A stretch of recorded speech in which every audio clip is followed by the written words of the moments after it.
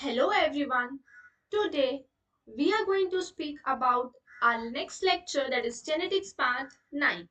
And today we will directly start with what we had stopped in the previous lecture. So in the previous lecture we had stopped at dihybrid clause. So now I will continue with the laws which we had to discuss. Okay? So today the law which we will discuss is law of segregation. Law of segregation. Law of segregation is also known as law of purity of gametes. Purity of gametes. Okay, now what is this law? Okay, let us speak about this. Now consider if there is a heterozygous organism and I am crossing two heterozygous organism. Okay, then we know that if this is capital T dominant allele and this is a recessive allele, if these two allele they separate means to segregate. Okay, segregation is also known as separation. Separation is also segregation and separation are the same words. So capital T and small t, these two are segregating, means they are separating from each other. If they are separating from each other, then this is what each is known as gametes. This is gametes formation. When there is a pair of factor, like here the pair of factor you can see, this is the pair of factor. What is this? Pair of factors. Okay, if there is pair of factors, these this factors, what they will do, they will separate from each other and they will enter into the gamete formation. Means what, they will form different gamete. It is not like that capital T small t this is one gamete. No, they are forming separate gametes. Okay, like one is capital T which will give you a tallness effect. This gamete small t will give you the effect of dwarfness, right? Each gamete will give its own effect. Hence we say that gametes are pure. Because now why they are pure? Now why I will say that pure? Because it's showing only one thing at a time. If it is a capital T allele, it's carrying only one allele, that is known as capital T. Okay. If it might have carried capital T small t, then this is not pure and this will not occur also. Okay. So it is carrying only one allele. How many allele it is carrying? Only one allele. And this one allele will give one effect. So we say that gametes are pure. Okay, what we say that gametes are pure as they will carry only one allele. Either it will carry dominant allele or dwarf allele. Dominant or recessive. Your dominant is tall, okay, and dwarf is recessive, right? So it will either carry dominant or recessive allele. So it will carry only just one allele out of those two alleles. Earlier there was two alleles, so it will carry only one allele. This two alleles will segregate. It will separate to form different gametes. So we say that gametes are pure, and hence this law is known as law of segregation, or we say law of purity of gametes, and this law is a universal law. Okay, what type of law it is? Universal law. Yes, so this is about the second law of genetics known as law of segregation. Okay, Now, if we move ahead and we speak about another law, third law of genetics, which speak about the dihybrid cross. Okay, we remember that the dihybrid cross was there, and dihybrid cross was giving us the ratio, a phenotypic ratio as 9 is to 3 is to 3 is to 1. So a dihybrid cross, it was giving you a phenotypic ratio. Which, what was the phenotypic ratio? Phenotypic ratio was 9 is to 3 is to 3 is to 1. This was the ratio which we had got. Okay, so we can go like at that cross actually we had taken something known as like this, if you remember, we had taken uh, let us say about the f1. F1 was something like this. Yes, there were two different characters considered. There was a character for seed shape, there was a character for seed color, right? So if we represent it on the chromosome, so it will look like this. We took capital R, capital Y, small y. So if this was the scenario, okay, then the chromosomes actually, what happened in this case? This, there was a separation of chromosomes, and chromosomes separate independently. How? See, there was one possibility of we getting this as one gamete. So the chromosomes are separating in this way. You are getting this as one gamete. Then we are also getting this as one gamete. We are not saying that capital R, capital Y, small y, this is as one gamete. No, this is not a gamete. Gamete formation occurred this way. This is one gamete, that is capital R, capital Y. This is one gamete, that is small r, small y. We got another gametes also. By crossing over, we got capital R, small y, and we also got small r, capital Y as the gamete. So we got capital R, small y, capital Y, small r. We got four gametes. So these gametes of two characters, how many characters are there? There are two characters. Now, one character is for seed shape and another character is for seed color. Okay? One character is for seed shape and another character is for seed color, right? And these two characters, they independently separated. Okay, they separated independently. So there was separation. Independently they separated. Independently they separated.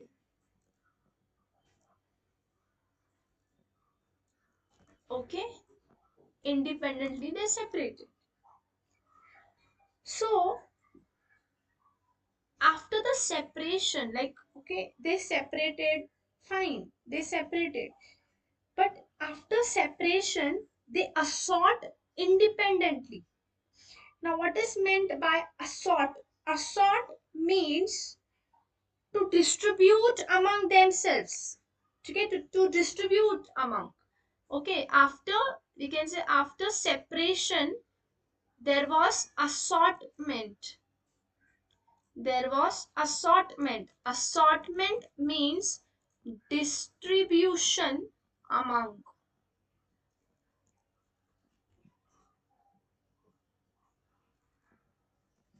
Okay, means what actually happened? There were two pairs of characters.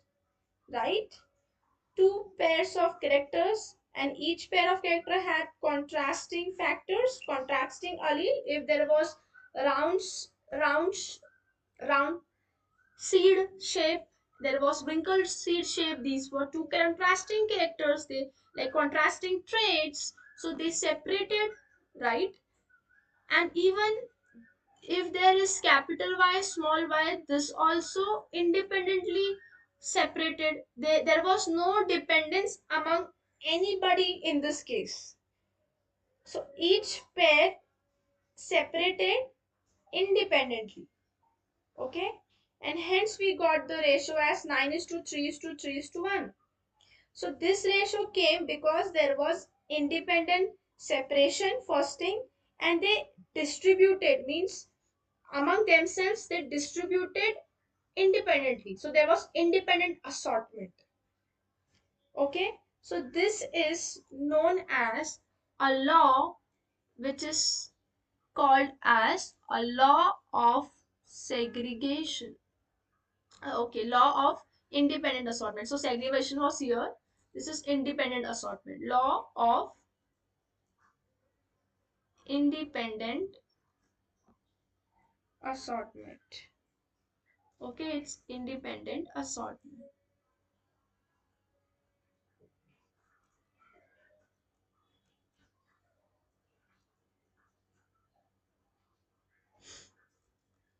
Okay, so this is about the third law of genetics.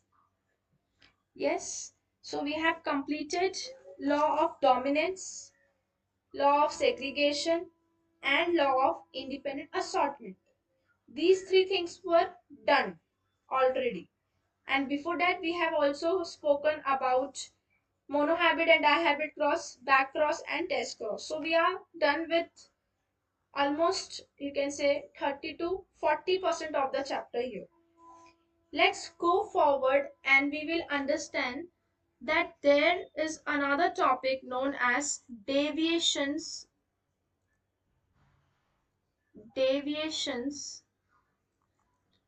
from Mendel's findings.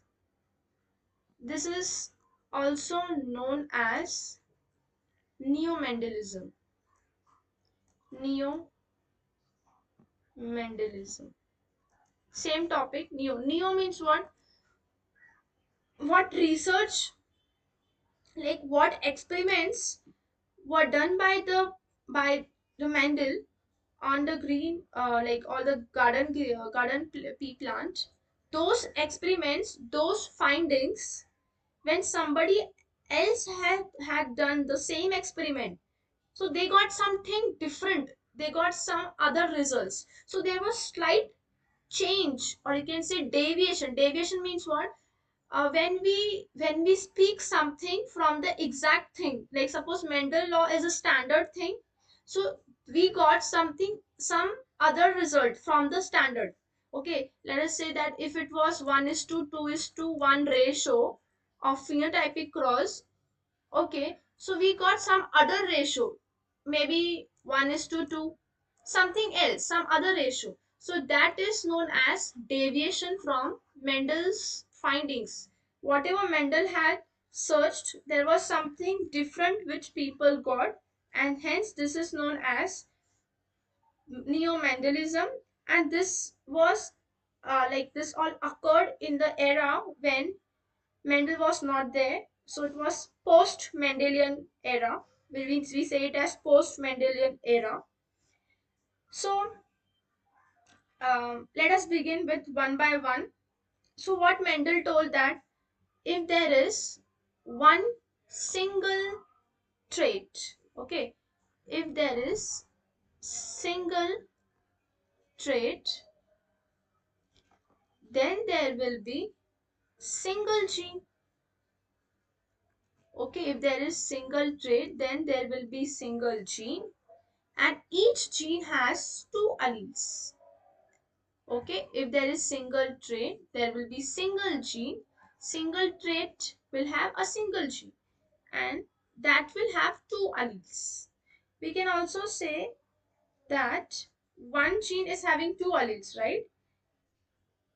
Now during that time when like he also told that gene, he that time the word genes was not there, so he told it as a factor. Okay, so even Mendel thought that if there are two alleles, so these two allele will, out of these two alleles, like if we consider that there is a gene for height, okay, and there are two genes for it, one is capital T and small t. So out of, Mendel told that out of these two alleles, only one will be dominant, only one will be dominant. This is what Mendel told. Okay, and even he told that there will be independent assortment. Okay, they will like independently assort. These were the points which Mendel told, which we had already studied. But what happened, there are some, some deviations. Okay, so there are exceptions to the first law of genetics. There are some exceptions. Now what are these exceptions, we will study in this part. So there are total, we will go with the four exceptions of this Mendel laws, first law of Mendel, that is law of dominance. So we will first understand that what is intragenic and intergenic interaction. This is very important. Now you will understand that why this is important, because of the interaction between genes. Okay, now this is intragenic interaction and there is intergenic interaction. So what will happen, because of the interactions between the genes, you will get some different effects. Say intra means what? Intra means if suppose there is capital T, small t, so there will be interaction between alleles of same gene. If there is, this is one gene, right? One gene for height of a plant.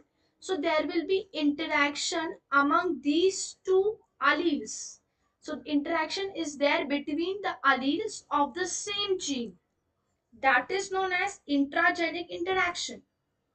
And due to this interaction, there was a deviation which occurred in the first law of genetics. And the deviation, there are two examples of this deviation. One is incomplete dominance, and the second one is known as codominance. Second one is known as codominance. Now we will study this all one by one. Okay, so because of these two alleles of the same gene, they were interacting among themselves. Okay, so there was interaction between these two alleles of the same gene. Because of that, there was a cause known as intragenic interaction, and there were two deviation. One is incomplete dominance and the second one is codominance. Okay, speaking about intergenic. Intergenic means non-allelic.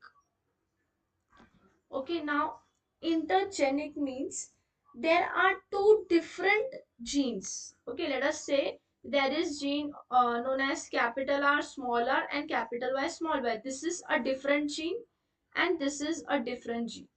So whenever there is interaction between the two different genes, okay, if I consider one chromosome, and if I say that this is a gene, okay, I will color it. This is one gene of orange color, and there is another gene of light pink color. So if these two genes are interacting among themselves, then we say it as non-allelic genes, because this is another like these two are same alleles of one gene, and these two are same alleles of one gene, but between these two there is no allelic, like we can't say that this is allele of the same gene. No, because the genes are different, so we say non-allelic. Okay, So here, if there will be interaction between two different genes, so we say it as intergenic. But suppose if I take red color and if I say, suppose if there is this and here is one allele, like, okay, this is the same gene. Let us say this is the same gene. It has two alleles. And if the interaction is only in this one gene between the two alleles, then it is known as intragenic interaction. So the example for intergenic interaction, there are two examples. One is known as pleiotropy. Okay, and we are going to study about pleiotropy. And then you have polygenes. Okay, we have polygenes, but it is not there in your syllabus. And there is epistasis. Again, there is no topic given in your textbook about epistasis. Or again, there you have supplementary gene and you have complementary genes also, like genes interaction. So these all topics, out of these all topics, your textbook mentions about pleiotropy only. Only pleiotropy they are mentioning. Rest all topics they are not mentioning, so we are not going to speak about those. Okay. So this was all about the two laws of genetics which we studied. Law of segregation. Then we studied about dihabit, like basics of dihabit, which we had already done. Then this is second law. Okay, means third law of genetics. In this video, it is the second law. And then I spoke about these interactions. Okay, if the interaction is between only one gene, if I consider a very huge chromosome, if interaction occurs only in one gene, then this interaction will be intragenic. Okay, between these you have two alleles. Okay, one gene has two alleles. And if there is interaction between two different alleles on same chromosome or on different chromosome, then this interaction is known as non-allelic interaction or intergenic interaction. So we will come towards the next part, that is incomplete dominance.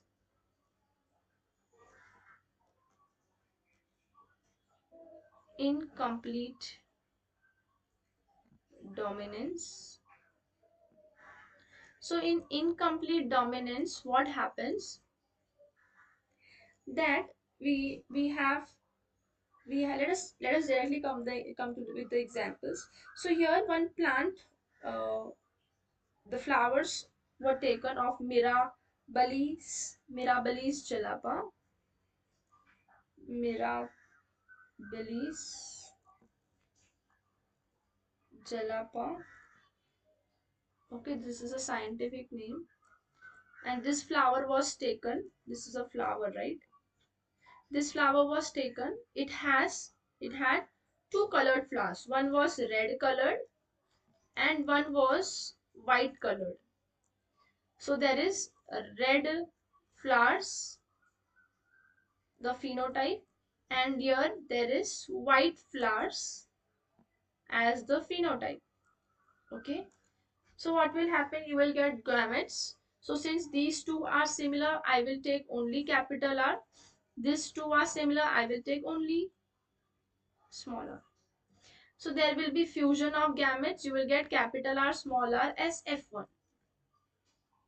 Now, since we know that law of dominance spoke that only dominant allele will express in F1.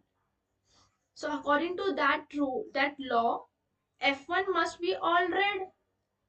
Okay, what should be the F1 must be all red. But instead of showing red color, it didn't show red color. This actually showed a pink color. Okay, so these were red flowers, and these red flowers are dominant. Okay, these are dominant. And these white flowers, okay, the white flowers, which is this is a white flowers, I'm highlighting with gray. These white flowers are actually recessive. Okay, what are they? They are recessive. But in F1, the dominant red capital R didn't appear. There was an appearance of pink color. Pink color was appeared.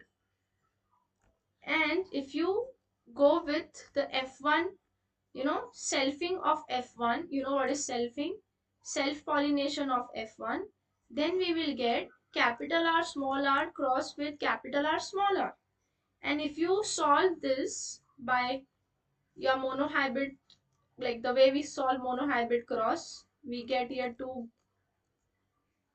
gametes of each. Okay, if we do this all, we have already done how to remove these things. So I'm directly writing the answers first. So if you see this, so here they came to know that capital R is red. Okay, but capital R small r is pink colors, and this small r, it is white color. So the phenotypic ratio in the findings, the phenotypic ratio, it came as 1 red, okay, 2 pink, okay, and 1 white. This was the phenotypic ratio, that is 1 is to 2 is to 1. And speaking about the genotypic ratio, the genotypic ratio was, it they got genotypic ratio as 1 capital R and 2 capital R small r and 1 small r. So here the case was such that the genotypic and the phenotypic ratio was, like, both ratios were coming as 1 is to 2 is to 1. So in this case 3 is to 1 was not the case for phenotypic ratio. But when we studied that in monohybrid cross, we got that the phenotypic ratio should come 3 is to 1. But here we are not getting as 3 is to 1. So this is a deviation from Mendel's experiment. So this is exception of monohybrid cross, or we can say exception to law of dominance, because law of dominance told that in F1 generation only the dominant will express, but here neither the dominant is expressing nor the recessive is expressing. There is something which is a middle character, that is pink color is coming as a phenotype. So we say it as incomplete dominance. What we say? Incomplete dominance. Neither the dominant expressed nor the recessive. Nobody expressed here. Neither dominant nor recessive. Nobody expressed completely. Nobody expressed. Neither R told that yes I will express red. No, this also didn't happen.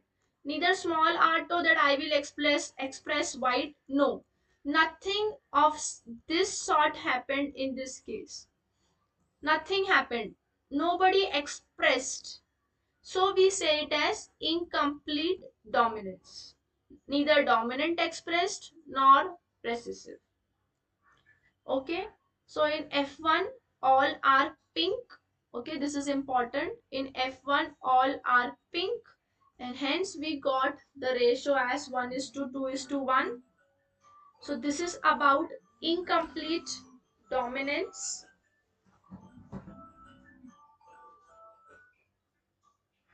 So this is entirely about incomplete dominance which we studied, and it will be a question asked in any entrance exam, that what is the, which, like we can say, which, okay, which which cross has both phenotypic and genotypic ratio as same? Which cross has same phenotypic and genotypic ratio? So which is this cross, if this is the question? So the answer is, there is a cross known as independent. Oh, I wrote something different. It's incomplete dominance. And this is giving the number as 1 is to 2 is to 1 for both phenotypic ratio. PR means phenotypic ratio is also same, and GR means genotypic ratio is also same. For both the ratio there is 1 is to 2 is to 1, and this is important for sure. MCQ question in any entrance exam it can come. Okay, it can come for sure. Which plant was taken in the experiment? It can also be a MCQ question here. I am highlighting it. It's Mirabilis jalapa. This can also be an important question. It can also ask you that in F1 which color, which phenotype was asked. This can also be an important question, that pink color was observed, and this can also be MCQ. They can ask that whether which is Mendel's Mendelism topic. Okay, or they can ask what is deviation from Mendel's law. So this is a deviation known as incomplete dominance. This is also deviation, but deviation from which law? Law of dominance. Okay, this is incomplete dominance is a deviation of law of dominance. So this can be also a question. Okay, and you should remember this stereotypic ratio, phenotypic ratio. They can give you this in the match the following, and they will ask you that what is the phenotypic and genotypic ratio. So this is also an MCQ. So I hope there are, you can see that so many MCQ are there in this topic. If you want to know about MCQ, see in law of segregation they can ask which law is, they can ask you that which law is a law which is universal law. So this MCQ can be asked because first law of dominance is not universal. Okay, if it might, if it would have been universal, then we won't would have got this incomplete dominance. Okay, every time it should have been law like dominant. Every time F1 should be dominant, but this we didn't got in this. So law of dominance have exceptions. What it has? It has exceptions. And the very first exceptions means it is what? It is not universal. Not universal law. This can also be a MCQ question. Okay. So we had taken this all, right? You should know the examples of which is intragenic inherit this interaction. Okay, you should know it is intergenic interaction. You should know this all. Like here the examples, you should know that incomplete dominance is intragenic interaction. Codominance is also intragenic interaction. You should know that polygenic, polygenes, epistasis, supplementary, complementary, and this pleiotropy. These all are intergenic interactions. Again, this can be asked as MCQ here. Okay, right? This can be asked as MCQ, which I am telling that what is non-allelic. They can ask whether epistasis is allelic interaction or on non-allelic interaction, then you should know that Epistasis, as I have written here, that epistasis is non-allelic interaction. What is epistasis? Non-allelic interaction. What is supplementary? Non-allelic interaction. What is complementary? Non-allelic interaction. You should must be able to say this. And inter intragenic is allelic interaction. Okay, it is allelic because it is in between the same gene. Okay, they can ask the definitions of this. So these are the expected questions which I am telling you. Okay, it is expected question from you. So I hope till here we are understanding the concepts. Next we have to study about the codominance, and then we have more topics. So codominance, multiple alleles, pleiotropy we will take in the next lecture. With this we will come to the another topic known as the chromosomes. We will start because chromosomal theory of inheritance we had already taken in the beginning of the classes. So after this we will do three topics from the deviation. Then I will start with chromosomes in the next lecture. Okay, and after, if there is chromosomes, after chromosomes there is linkage. Whole part of linkage is done. Crossing over is also taught. Directly after these three topics and chromosomes I will come to Morgan's experiment. Okay, so this is the three topics, and then we have autosomal and sex chromosome inheritance. Okay, sex chromosome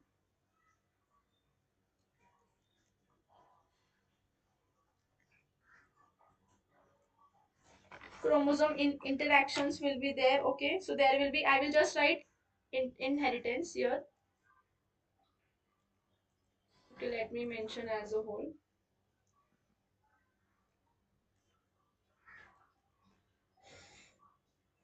Chromosome inheritance. So you will have this, and lastly we will have sex determination and genetic disorders.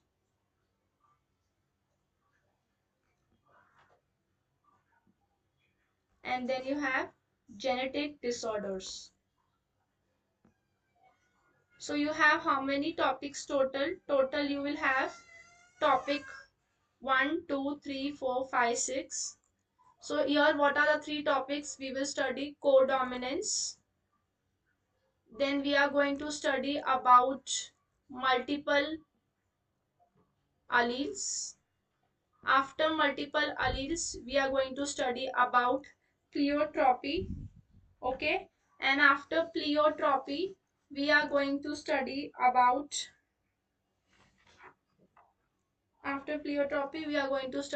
this. So what I will do, how many lectures it will take more, I will tell it now first.